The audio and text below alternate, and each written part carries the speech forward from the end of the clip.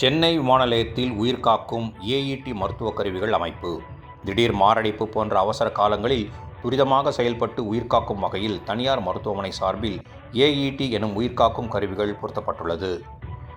Heart safe என்ற திட்டத்தின் கீழ் இந்த உயிர்காக்கும் கருவிகள் பொருத்தப்பட்டுள்ளன.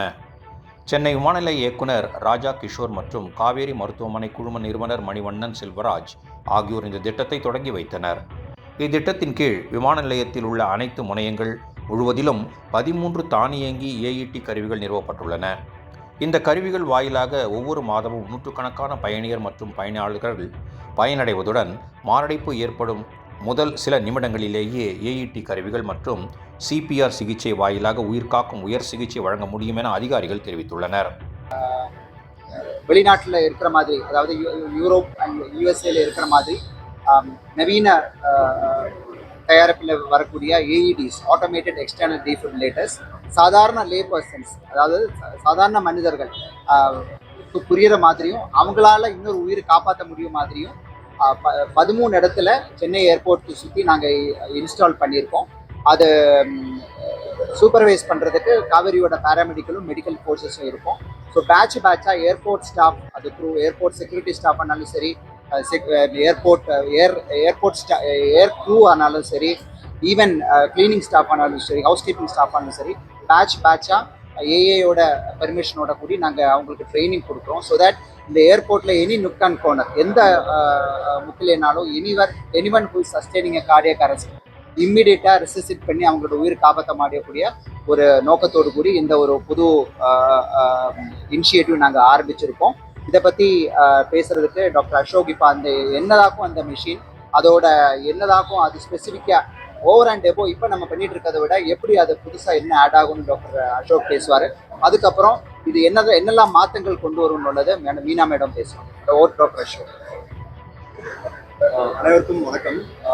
இந்த சார் சொன்ன மாதிரி இது வந்து ஒரு ஜஸ்ட் ஒரு எக்யூப்மெண்ட் பிளேஸ்மெண்ட் மாதிரி இல்லாமல் இது வந்து ஒரு பப்ளிக் ஹெல்த் இன்ஃப்ராஸ்ட்ரக்சர் இம்ப்ரூவ்மெண்ட் தான் சொல்லணும். ஏன்னா இதனுடைய கான்ட்ரிபியூஷன் இன் சேவிங் லைஃப் வந்து ரொம்பவே முக்கிய பார்ட் ப்ளே பண்ணுது.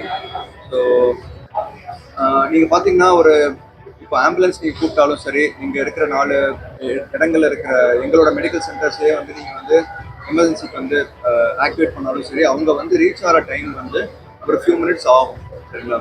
ஸோ அதனால வந்து பப்ளிக், அதாவது இங்கே இருக்கிற ஏர்போர்ட் ஸ்டாஃப்ஸும் சரி, பப்ளிக்ஸும் சரி, இஃப் தே ஆர் அவேர் எப்படி வந்து இந்த செஸ்ட் கம்ப்ரெஷன் கொடுக்குறது, இந்த கார்டியாக் மசாஜ் கொடுக்குறது, அப்புறம் எப்படி இந்த ஏஐடி யூஸ் பண்ணுறது வந்து அவங்களுக்குலாம் நாங்கள் வந்து வில் ஸ்டார்ட் ட்ரைனிங் ரெகுலர்லி. அவங்க ட்ரெயின் பண்ணி அதை யூஸ் பண்ண ஆரம்பிச்சிட்டாங்கன்னா நம்ம டிலேஸை வந்து சிக்னிஃபிகண்டாக குறைக்கலாம். அது இல்லாமல் இந்த கார்டியாக் அரெஸ்ட் ஆனவங்களை வந்து அவங்கள காப்பாற்றுறதுக்கான வழிகள் வந்து சான்சஸ் வந்து ரொம்ப ரொம்ப அதிகமாக இம்ப்ரூவ் ஆகும் ஆக்சுவலி.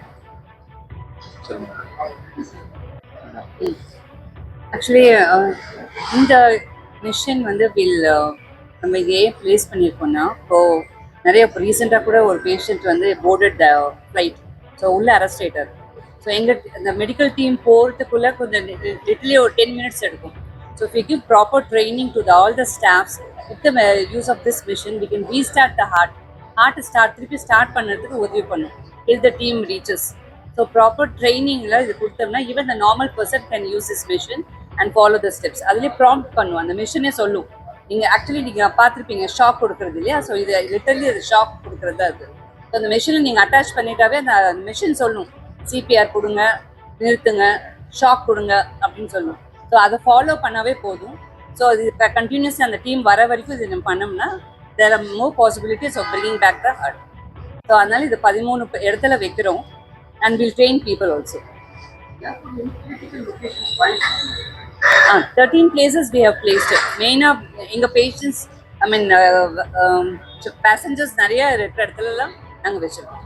இதை குறிப்பாக அந்த லொக்கேஷன் நம்ம பார்க்க வேண்டாம், சிசிடிவி கவரேஜ் மாதிரி தான். எந்தெல்லாம் ஏரியாவில் சிசிடிவி கவர் ஆகிருக்குன்னா entire airport is under surveillance.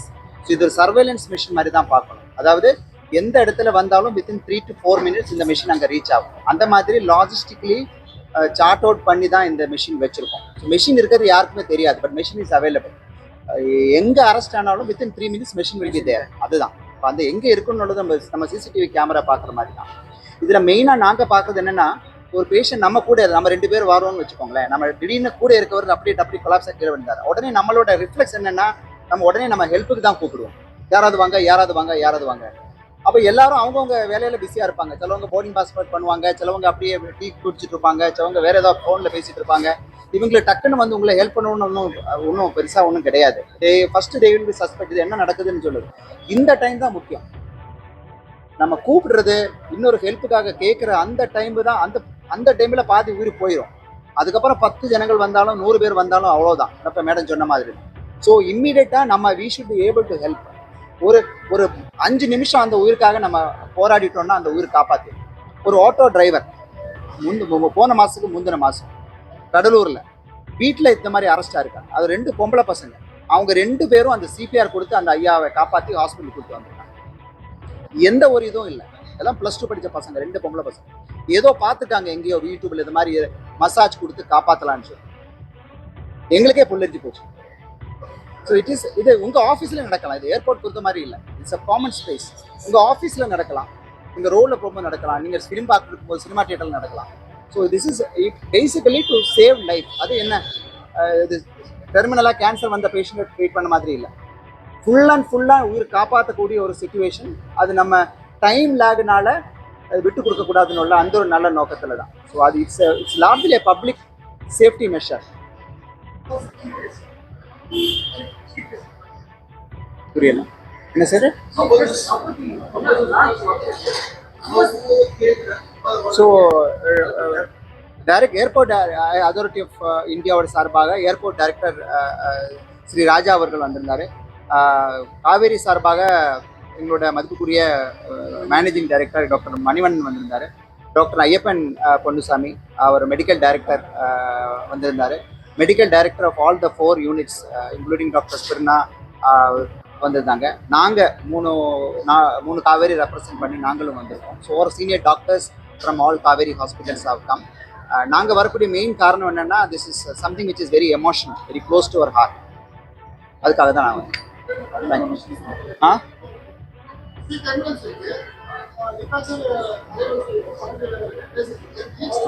இது ஒரு மாக் ட்ரில் வச்சிருக்கோம். ஒரு மாக் ட்ரில் பண்ணி இந்த ஏர்போர்ட்ல எந்த இடத்துல அரெஸ்ட் ஆனாலும் வித்தின் 3 minutes ரீச் ஆகிற மாதிரி மாக் ட்ரில் பண்ணிட்டு அந்தந்த இடத்துல இன்ஸ்டால் பண்ணியிருக்கோம். ஒரு டெர்மினல் 4 வச்சிருக்கோங்கண்ணா. அப்படி இல்லை சார், ரீச்சபிலிட்டி தான். சப்போர்ட் இப்படி போகுதுக்கு இப்படி சுற்றி போனால் 10 நிமிஷம் எடுக்கும் இல்லையா? ஸோ மாக் ட்ரில் பண்ணி 13 இடத்துல எந்த இடத்துல இது வந்தாலும் 3 minutesல ரீச் ஆகிற மாதிரி மாக் ட்ரில் பண்ணிட்டு அந்தந்த ஸ்டேஷன்ல வச்சிருக்கோம். இப்போ 4 கிளினிக் இருக்கு உள்ள. ஸோ எந்த இடத்துல எந்த கிளினிக் பக்கத்தில் அது ஆகுதோ அவங்க ஃபர்ஸ்ட் ரீச் ஆயிடுவாங்க. ஸோ அவங்க அந்த பிளேஸ்ல அந்த ஏடி இருக்கு. இது லொக்கேஷனை தவிர்த்து ரீச்சபிலிட்டி தான் முக்கியம்.